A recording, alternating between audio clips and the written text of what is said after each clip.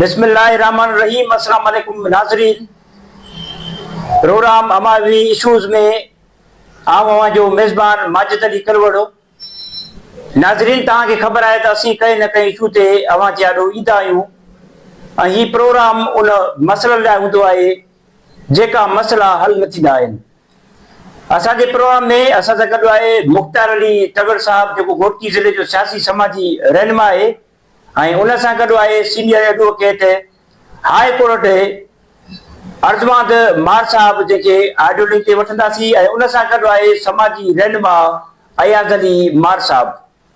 सभ खां पहिरीं असांजे स्टूडियो में मौजूदु आहे मुख़्तार अली तगड़ साहब। संदसि ॻाल्हि ॿोल कंदासीं त ज़िले अंदरि वधतर बदअमनी, लाक़ानूनियत, क़त्लेआम, फुरूं, चोरियूं रोज़ जो मामूल बणिजी वियो आहे। इंतज़ामिया तोड़े चूंडियल नुमाइंदा हिन वक़्त ताईं ककु भञी बीड़ो न कयो आहे। कुझु ॾींहं पहिरियां मसू ख़ान कलवड़ ते डिवाइस होल्डर एजाज़ अली मार खे नामालूम हथियारबंद जे ज़ोर ते फुरकण जी कोशिश कई। हुन मज़ामत कई त संदसि गोलियूं हणी नामालूम जवाबदार फरार थी विया आहिनि, पर घोटकी पुलिस हिकु हफ़्तो गुज़रण बावजूदि ककु भञी बीड़ो न कयो आहे। हिन हवाले सां कुझु ॾींहं पहिरियां रियाज़ अली मार आहे, जंहिंजे पुटु मोहम्मद अलीअ खां मोटरसाइकिल फुरक करे नामालूम जवाबदार फरार थी विया आहिनि, उनजो बि कुझु न थी चुको आहे। उन खां अलावा ज़िले घोटकीअ में मुख़्तलिफ़ क़त्लेआम बि थियनि पिया, फुरू बि थियनि पिया। इन बाबति असीं सभ खां पहिरियां मुख़्तार अली तगड़ सां ॻाल्हि ॿोल कंदासीं। सभ खां पहिरियों मुख़्तार अली तगड़ खे महिरबानी असांजे प्रोग्राम में शामिल थियो। निहायती शुक्रगुज़ार आहियूं अवामी इशूज़ प्रोग्राम ते माजिद अली कलवड़ साहब असांखे जेका घुरायो। ॾिसो, ज़िले में बदअमनी जेका आहे ही अॼु खां न आहे। ज़िले में बदअमनी घोटकी में 2019 खां वठी 2020 खां वठी वॾो उरूज जेको आहे हासिल करे चुकी आहे। ऐं ज़िले में जेका बदअमनी आहे इहा सिर्फ़ कच्चे में न आहे। घोटकी जो को बि शहर महफ़ूज़ न आहे। घोटकी में जेतिरा ज़िले में शहर आहिनि, को बि शहर महफ़ूज़ न आहे, आवाम महफ़ूज़ न आहे। अॻे हूंदो हो ॿाहिराड़ियुनि में मसला, चोरी, हल्की फुल्को मसला मसाइल उते थींदा हुआ, पर हाणे जेको ही जेका चोरनि ऐं धाड़ेलनि अगवाकारनि जेके शहरनि में का कई आहे, उन ते असांखे सिंध पुलिस जेका आहे SSP घोटकी जेके मुक़रर थींदा रहिया आहिनि, उन ते इंतहाई ख़दशात रहिया आहिनि। हाणे रिसेंटली असांजो नौजवान माहिर बिरादरी सां तालुक रखंदड़ एजाज़ माहिर साहब सां जेको वाक़ियो पेश आयो, ऐं उन खां वधीक जेका अफ़सोसनाक ॻाल्हि आहे त उन ते SSP घोटकी हिन महिल ताईं जेको आहे को बि प्रेस जारी न करे सघियो आहे। त असां प्रेस जारी कयूं, वारसनि खे असां जेको आहे आथत ॾियूं, ऐं जेके घोटकी जा के रहवासी हुई उन्हनि खे असां ॿुधायूं त हू महफ़ूज़ हथनि में आहिनि। अहिड़ी का बि प्रेस रिलीज़ जारी न करणु। अच्छा मुख़्तार, हिकु ॻाल्हि त तव्हांजी ॻाल्हि मां जेको आहे कटियां थो पियो। मुख़्तार, ॻाल्हि इहा त क़तलाणो हमिलो करे उन खां फुलूट करण बाद ॾिठो त जवाबदार जी वीडियो बि सरियाम मंचराम जी अची वई आहे। पोइ बि माना SSP घोटकी जी एतिरी न हली आहे जो हिन वक़्त ते हिन महिल ॿी जेके हमिलो कंदड़ जवाबदार आहिनि, जेके फुरू गिरफ़्तार न करिजी आहे। इन बाबति छा चवंदो त SSP घोटकी जेकॾहिं जेके माण्हू घुमनि फिरनि था, उनखां फुरू थी वयूं थियूं, उनखे गोलियूं लॻनि थियूं पियूं, उनजा फुटेज अचनि था, उन्हनि खे बि हिन वक़्त ते गिरफ़्तार न करे सघे थो, आम माण्हू त महफ़ूज़ रहनि, त पोइ कीअं कमु हलंदो? सही ॾिसो, हाणे गुज़रियल कुझु टाइम में घोटकी A सेक्शन थाणे जे गेट ते मोटरसाइकिल फुरकरण जी कोशिश कई वई। उन जेको आहे नौजवान जेको आहे बहादुरी जो मुज़ाहिरो कयो, उन खां जेको आहे मोटरसाइकिल खसे वरिती। बहरहाल उते असां इहो पुछणु चाहियूं था त थाणे जे गेट ते जेकॾहिं तव्हां खां फुर थी वञे त पुलिस जो उन में रोल छा थो वञी बचे। उन खां पोइ तव्हां जेका ॻाल्हि कई त फुटेज उन्हनि जा CCTV कैमरा जी मदद सां पुलिस हासिल करे वरितानी, उन बावजूदि उहे जेके ज़ाहिर न करे सघी आहे, या आउं इहो बि चई सघां थो त थी सघे थो ज़ाहिर थी विया हुजनि, पर उन्हनि अहिड़ी का प्रेस जारी न कई आहे। इहो बि थी सघे थो, कानूनी मसइलो आहे। पर अॻे नी सूमरा बिरादरी खां नौजवान सूमरा बिरादरी जा नौजवान हुया जेके 18-15 साल जी उमिरि में हुया, उन्हनि खां बि मोटरसाइकिल फुर कई वई। ऐं हू जॾहिं थाणे ते पहुता त उन्हनि मूंखे ॿुधायो त जेका असां खां मोटरसाइकिल फुर थी आहे, जेको असांजो सामान फुर थियो आहे, उन सां गॾु जेको मोबाइल फुर थियो आहे, उहो 2 कलाक 1.5 कलाक गुज़रण बावजूद बि खुलियल हुया। त वारिस जेके नी चवंदा रहिया उन्हनि खे त बाबा जेको आहे इन्हनि खे ट्रेस कयो वञे फौरी। त जेकॾहिं उन्हनि खे पुलिस ट्रेस करे आहे उन टाइम ते त उन्हनि जो हंध बि ख़बर पइजी वञे हा, ऐं उहे फोरू जेके नी उहे बि पकड़िजी वञनि हा, ऐं आवाम सां बि इंसाफ़ थी वञे हा। SSP घोटकी हिन वक़्तु सुठो कमु करे पियो, सिर्फ़ कचे में, पर पके में शहरनि में जेको ज़ुल्म लॻो पियो आहे उन जो ज़िम्मेवार केरु आहे? ऐं फुर ऐं क़त्ल चोरी इन जी जेका बुनियादी वजह आहे उहा आहे, आउं सम्झां थो त बेरोज़गारी बि थी सघे थी, मंशियात जेका असां वटि हले थी पई, असांजे जेके नौजवान नी, असांजे जेके पका पोड़ा नी, असांजे जेके घोटकी वासी नी, उहे मंशियात वापराइनि था, उहे जुआ खेॾनि था पिया। पुलिस जेका आहे उन ते कंट्रोल नथी करे, उन सबबु हल्की फुल्की ते चोरी थींदियूं। हाणे जेको आहे उहे माण्हू जेके आहिनि त अवाम खे क़त्ल करण ते लही आया आहिनि। SSP घोटकी खे जेका फौरी इन ते जेका कार्रवाई करणी पवंदी, कचे में कार्रवाई कनि पिया, पर पके में थाणनि जे गेट ते मुख़्तलिफ़ शाहराहनि ते असां पंहिंजे गेट ते महफ़ूज़ न आहियूं। हाणे कल टियों जेको आहे मसइलो थियो आहे, लवलाई बिरादरी जो नौजवान आहे जेको चवनि था पिया त उन पाण ख़ुदकशी कई आहे, पर असांखे ख़दशो आहे त उनखे बि क़त्ल कयो वियो आहे। छो त उनखे उनजी जेको लाश मिलिया, उनजी जेका बॉडी मिली आहे उहा गेट ते मिली आहे, उते माण्हू बि केरु मौजूद न आहे। कीअं था चई सघूं त इन माण्हू पाण ख़ुदकशी कई आहे?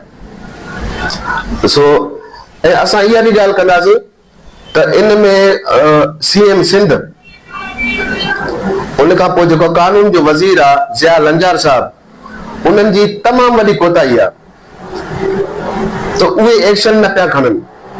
उन्हनि खे एक्शन खणणो पवंदो। पीपल्स पार्टी जी जेका गवर्नमेंट आहे 2008 खां वठी हले थी पई, 18 सालनि में, हाणे उन्हनि खे 18 साल हले पियो। ऐं उन्हनि खे इहो पुछंदुसि त 18 सालनि में तव्हां आवाम खे छा ॾिनो? 6 सालनि खां वठी 7 सालनि खां वठी मुसलसिल जेको आहे घोटकी में बदअमनी, अगवा, फुरूं, धाड़ा, क़त्ल इंतहाई उरूज ते आहिनि।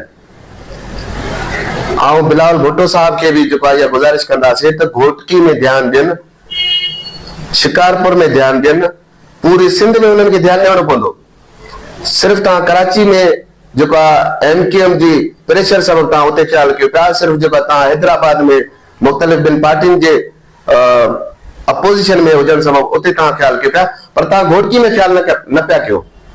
असां उन्हनि खां इहो मुतालबो कयूं था, ऐं ख़ासि हिते जेके चूंडियल नुमाइंदा आहिनि उन्हनि जो जेको फर्ज़ हूंदो आहे त हू पंहिंजो किरदारु अदा कनि, हू पंहिंजी आवाम जो, पंहिंजे तक जे जेके वोटर आहिनि उन्हनि जा, या जेके बि तालके में उनजे जेके तक जा जेके बि माण्हू आहिनि उन्हनि जो ख़्यालु करणु उन्हनि जो फर्ज़ आहे। पर चूंडियल नुमाइंदा इन ते को बि तव्हांखे बयानु जेको आहे मंज़र आम ते नज़र न आयो हूंदो। ऐं मां बिरादरियुनि जे हवाले सां बि ॻाल्हि कंदुसि त घोटकी में जेतिरियूं बि बिरादरियूं आहिनि, कंहिं बि माण्हू सां नाइंसाफ़ी थिए थी त उते बिरादरियुनि जा जेके इत्तेहाद आहिनि, शहरी जेके इत्तेहाद आहिनि, मुख़्तलिफ़ जेके तंज़ीमूं आहिनि, ह्यूमन राइट्स आहिनि, उन्हनि खे असां ख़ामोश ॾिठो आहे। असां इहो मां अक्सर नोट कयो आहे। हाणे ॾिठो हाणे मार हिकिड़ी वॾी ज़ात आहे, बिरादरी आहे हुनजी पंहिंजी, ऐं वॾी ॻाल्हि इहा आहे त मार सरदारनि जो हिकु न बल्कि चीफ सरदार वेठो आहे, हुकूमत में वेठल आहे चीफ सरदार मोहम्मद बख्श मार हो, उन खां पोइ सरदार अलीगोड़ खान मार साहब आहे, सरदार राजा खान मार साहब आहे। हेॾो वॾो ज़ुल्म थियो आहे, हेॾी वॾी ज़ाती थी आहे हिकु माण्हू जे मथां, ईअं सम्झो त हुनखे क़त्ल करे विया नी। उहे ॾिसो त एतिरा ॾींहं थिया नी, पर उन्हनि जो बि हिन वक़्त ताईं उनजा जेके पंहिंजी बिरादरी आहे, उनजी पंहिंजी जेका मार एजाज़ मार जी बिरादरी त उहा परे जी ॻाल्हि रही, पर सरदार आहे जेको उन जो बि बयान मंज़र आमद न आयो आहे। ॾिसो आओ इहा ॻाल्हि करियोसि त बिरादरियुनि जो हिन में रोल छा आहे। बिरादरियूं ऐं माहिर बिरादरी जा असांखे केतिरा ई वॾा वॾा इतिहाद जेके नी ॿुधण में ईंदा नी, वॾा वॾा नाला नी इन्हनि में ॿुधण में ईंदा नी। ठीकु आहे त तव्हांजो सरदार जेको तव्हांजी बिरादरी जे हिसाब सां उन नोटिस न वरितो आहे, उन को अहिड़ो को बयान जारी न कयो आहे, त जेके इतिहाद हूंदा नी उन्हनि जो अवल इहो फर्ज़ हूंदो आहे त उहे नोटिस वठनि। उहे नोटिस वठंदा नी, उहे SSP साहब ॾे वेंदा नी, पाण में कठ घुराईंदा नी, वारिस ॾे पहुचंदा नी, उन्हनि खां ॾुख तकलीफ़ पहुचंदा नी, उन्हनि खे जेका अस्पताल में जेके सहूलियतूं मिलनि थियूं नथियूं मिलनि उन बाबति इहो जांच कंदा नी। ऐं अस्पताल जे हवाले सां बि मां इन विच में जेका ॻाल्हि कंदुसि त अस्पताल इंतिज़ामिया जेका आहे उनजी वॾी कोताही हुई, जंहिं सबब जेका नौजवान खे लॻल 2 गोलियूं उन सिर्फ़ ॼंग में पटी करे छॾी, ऐं पेट में लॻल गोली जेका आहे इंतिज़ामिया जी वॾी जेका नाअहली हुई। MS घोटकी खां इहो ज़रूर कोई पुछे त तव्हां एतिरी जेका आहे नाअहली कीअं करे सघो था, हिकु माण्हू खे पेट में गोली लॻल आहे उनखे तव्हां रेफर करे छॾियो था। हाणे आउं तव्हांखे हिकिड़ो मिसाल ॾियां थो, उनखे ॼंग में गोली जी तव्हां पटी करे तव्हां उनखे रेफर करे छॾियो, वारिस जेकॾहिं उनखे सिर्फ़ु हाॾी अस्पताल में ताईं पहुचाइनि था ऐं उते उन्हनि खे ख़बर पइजे त नौजवान खे पेट में गोलियूं आहिनि ऐं उनजी ज़ार फैलिजी चुकी आहे, ऐं उतां अस्पताल मां तव्हां ख़बर आहे त हिकु मरीज़ खे शिफ्ट करण में केतिरो टाइम लॻंदो आहे। ही जेका अस्पताल इंतिज़ामिया आहे, असांजो जेको सिहत खातो आहे उनखे बि सुजाग थियणो पवंदो।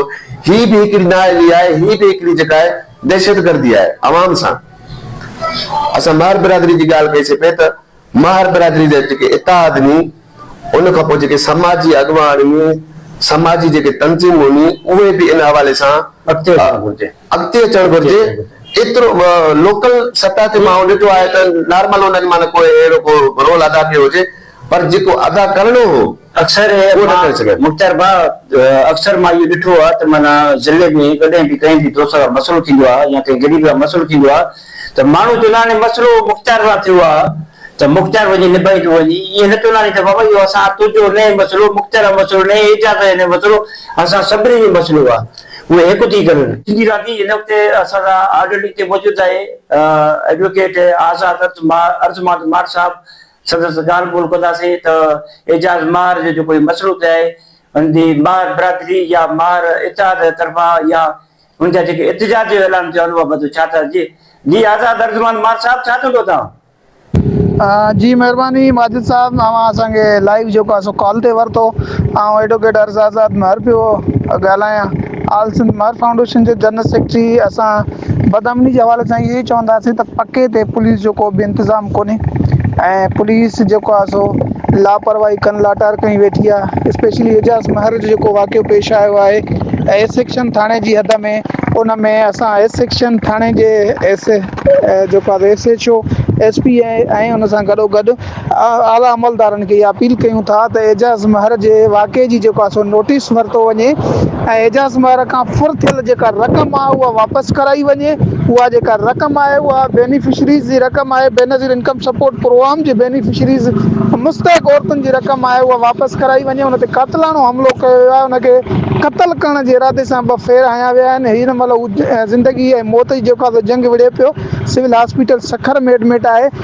असां इहो ई वधीक चवंदासीं त जेके असांजा चूंडियल नुमाइंदा आहिनि उन्हनि खे बि अर्ज़ु रखंदासीं त उहे उन्हनि जे वारसनि वटि लड़ी वञनि ऐं इन जेके वाक़ियो थियो आहे इन ते जेको आहे नोटिस वठनि, जीअं जेको आहे सो एजाज़ महर ऐं एजाज़ महर जे पोइरनि सां इंसाफ़ थी सघे। महिरबानी माजिद साहब। इहो आज़ाद अर्ज़माद मार एडवोकेट हाई कोर्ट ऐं आलमार हितां जो सरबराह जंहिंसां ॻाल्हि ॿोल कईसीं। उन खां पोइ असां सां ऑडियो लिंक ते मौजूदु आहे घोटकी ज़िले जो समाजी रहनुमा जेको हर वक़्तु ग़रीब ऐं मिसकिन माण्हुनि सां कुलो सां मिलाए करे ॻाल्हाईंदो आहे ऐं कुलो मिलाए करे उनजी हेल्प कंदो आहे, जंहिंजो जेतिरी नेकी कंहिंजी उहा घटि आहे। समाजी रहनुमा अयाज़ अली मार साहब, सभ खां पहिरियों अयाज़ अली मार साहब असांखे प्रोग्राम में शामिल थियण ते असां तव्हांखे चवंदासीं भली कार वेलकम। छा चवंदो साईं एजाज़ अली मार साहब जेको हीउ मसइलो थियो ऐं 38 लख रुपया को फुर थी विया घोटकी पुलिस जी कारकर्दगी बाबति? अस्सलामुअलैकुम माजिद भाउ, जेकी बदअमनी जी लहर आहे स्पेशली घोटकी में जे पके जे इलाइक़े में, हुन में जेके वारदात थियूं आहिनि, हिकिड़ी त हिकु सहाफ़ी खां जेको खुलेआम ॾींहं जो फुर कई वई, एजाज़ मार जे नंढड़े खां मोटरसाइकिल फुर कई वई। हुन खां पोइ एजाज़ महर जेको आहे उनखां जेको आहे रक़म फुर कई वई, रोक रक़म, ऐं उनखे जेको आहे गोलियूं हणी ज़ख़्मी कयो वियो। ऐं उनखे जेके जंहिं दहशतगर्दी कई, उहे खुलेआम हिन वक़्तु ताईं घुमनि था, उन्हनि जी गिरफ़्तारी अमल में न आहे आई। ऐं जेको एजाज़ आहे उहो ज़िंदगी ऐं मौत जी कश में हिन वक़्तु हॉस्पिटल में मौजूदु आहे। असांजी SSP खां घुरे त उन जेके आहिनि, जेके हिन में मुलवस आहिनि किरदार, उनखे सख़्तु सज़ा ॾिनी वञे ऐं उनखे जल्दी उनजी गिरफ़्तारी अमल में आंदी वञे। महिरबानी अयाज़ अली मार साहब, तव्हांखे पंहिंजे क़ीमती वक़्त मां असांखे टाइम ॾिनो, वॾी महिरबानी अव्हां जी। जी मुख़्तार, हाणे तव्हां छा थो त छा सम्झो था त एजाज़ मार जा जेके हमिलो करे उहे जवाबदार गिरफ़्तार थींदा या कुझु न थींदो, या जेके पंहिंजा चूंडियल नुमाइंदा पाण को मोटोड़ थिए पोइ कंहिं उॾाम मतिलबु पकी या उॾामी हलिया विया नी, जंहिंजो को पतो ई नथो पए, वरी सीआर ईंदो या उॾार ईंदो, इहे वापसि ईंदा, या पाण जेको आहे जीअं रोज़ मरदा ते पिया पिया ईअं रोज़ कुटपा ते पिया, या पाण बि रोज़ फुरू थींदियूं पियूं, धाड़ा लॻंदा पिया, ऐं ग़रीब जूं झोलियूं जेके चल आबाद थियण पिया उहे उजड़दियूं पियूं। ॾिसो, सभ खां पहिरियों मां कानूनी ॻाल्हि कंदुसि त हिन वक़्तु जेको आहे SSP घोटकी साहब आराम सां इहे माण्हू गिरफ़्तार करे सघे थो। जॾहिं त हुननि जा फुटेज अची विया नी, फुटेज अचण खां पोइ गिरफ़्तार न थियण माना कानून जे लाइ, सिंध पुलिस लाइ, न सिर्फ़ SSP पर IG सिंध लाइ इहो सवालिया निशान हूंदो त तव्हां फुटेज जे बग़ैर बि तव्हांखे इहा ख़बर नथी पए त कातिल केरु आहिनि, फोर केरु आहिनि, तव्हांखे इहा ख़बर नथी पए त उहे किथां आया। सॼे शहर में CCTV फुटेज लॻल आहिनि। ही जेको नौजवान असांजो बैंक खां जॾहिं निकितो आहे त ज़रूर ही माण्हू उतां आया हूंदा। शहर में इलाही कैमराज़ आहिनि, थोरी महिनत करण जी ज़रूरत आहे। SSP साहब, तव्हांखे हिन नौजवान खे गोलियूं हणंदड़ ऐं 38 लख रुपया फुर कंदड़ जेके जवाबदार नी, उहे हर हाल में तव्हांखे गिरफ़्तार करणा पवंदा।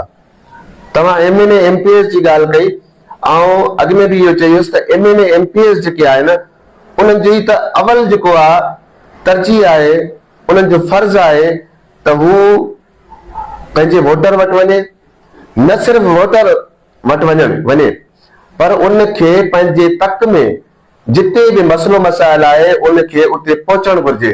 पर असां वटि अलमियो तव्हां इहो ॾिसो था पिया, इलेक्शन खां पोइ को बि चूंडियल नुमाइंदो अवाम वटि वञे कोन थो, सवाइ फौतगी ते, सवाइ कंहिं दावत जे, यानी ॾुखियो जेको वक़्तु आहे आवाम जो, कंहिंजी चोरी थी वई, कंहिंखे को फुर करे वियो, कंहिंखे को क़तल करे वियो, उते उन्हनि जो तव्हांखे को बि जेको आहे सोशल मीडिया ते या मीडिया ते या हू जेको MNA MPS जे बेस ते उन्हनि जेको बयानु नज़र नथो अचे। इहो असां अवाम खे सुजाग थियणो पवंदो, छो त जेसि ताईं तव्हां अवाम सुजाग न थींदी तेसि ताईं तव्हांजा जेके MNA MPS आहिनि उहे निंड सुतल हूंदा, उहे अयाशियूं कंदा, तव्हां ईअं ई चोरनि, धाड़ेलनि ऐं खोरनि जे रहम करम ते हूंदव। जी अच्छा, हाणे तव्हां छा था सम्झो त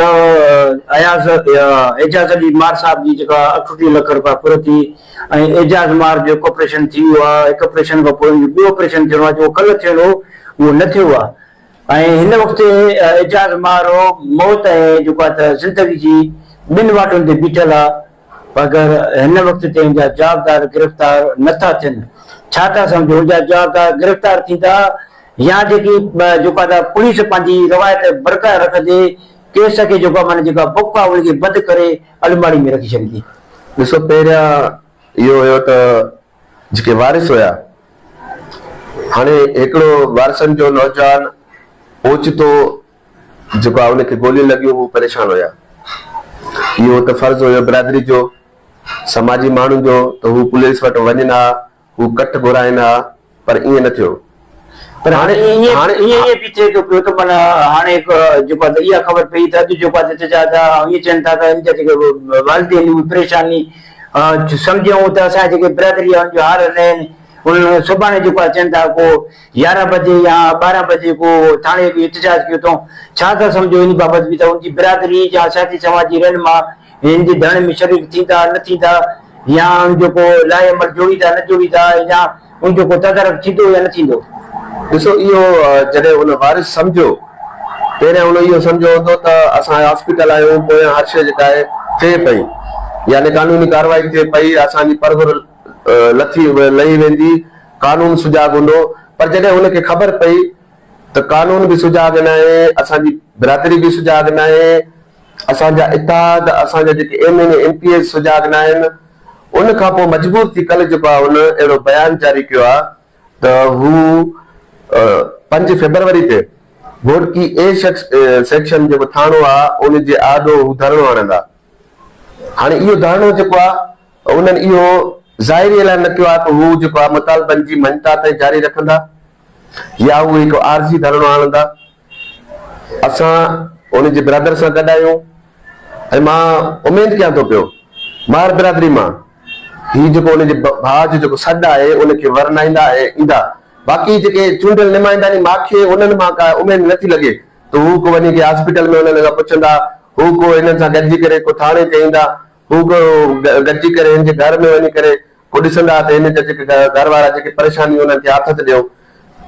मार बिरादरी जा जेके अॻवान आहिनि, MNA MPA आहिनि, उहे मार बिरादरी जा पंहिंजा आहिनि। उन्हनि खे पहिरियों फर्ज़ हुयो त हू मीडिया ते अचनि हा, हू कट घुराईंदा ऐं पंहिंजी मार बिरादरी पंहिंजे खे जेको आहे इहो ॾिना त तव्हां निंदकड़ा न आहियो, असां तव्हांजा MNA MPA अलॻि आहियूं, पर असां तव्हांजी बिरादरी जे हिसाब सां वॾा आहियूं। पर ईअं न थियणु जेको आहे इहो इन जो जेको नौजवान जो जेको भाउ जो बयान आहे उहो ज़ाहिर करे थो पियो त हू अकेलो आहे, जंहिं सबबु ई उन जेको आहे ही थाणे ते एहतजाजी गुज़ारे छॾिनो आहे।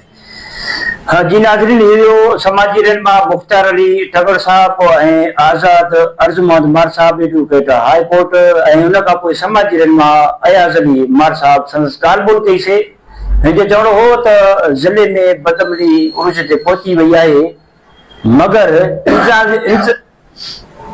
इंतज़ामिया समेत असीं सभु नयल आहियूं जो असां हिक ॿिए खे पंहिंजो साथ नथा ॾियूं, जंहिंजे करे चोरियूं फुरूं रोज़ जो मामूल बणिजी वियो आहे। अगरि अॼु असां गॾु न थींदासीं, पाण अॼु कठि न थींदासीं त पोइ पाण हिकु हिकु थी मारिया वेंदासीं ऐं पाण खां हर रोज़ चोरियूं फुरियूं ऐं धाड़ा लॻंदा रहंदा ऐं क़त्लेआम थींदा रहंदा। इन जा गॾो मुख़्तार टगर घोटकी हॉस्पिटल ते बि ॻाल्हि ॿोल कई त घोटकी हॉस्पिटल जी एतिरी नाअहली आहे जो ग़रीब मिसकिन माण्हू खे हिकु इंजेक्शन बि नथी मिले, जेका करोड़ रुपया जंहिंजी बजट आहे। ऐं हिन एजाज़ मार ते बि ॻाल्हायो त हॉस्पिटल घोटकी जी एतिरी इंतज़ामिया नाअहल आहे जो एजाज़ मार खे 2 गोलियूं लॻंदियूं, जेका हिकु गोली ॼणाए हुनखे रेफर करे वियो। ऐं हिननि इहो बि मुतालबो कयो SSP घोटकी जेको कचे तरफ़ हिन वक़्तु ऑपरेशन करे रहियो आहे, पके तरफ़ बि कानूनी कार्रवाई करे ऐं ज़िले जो अमन अमान बहाल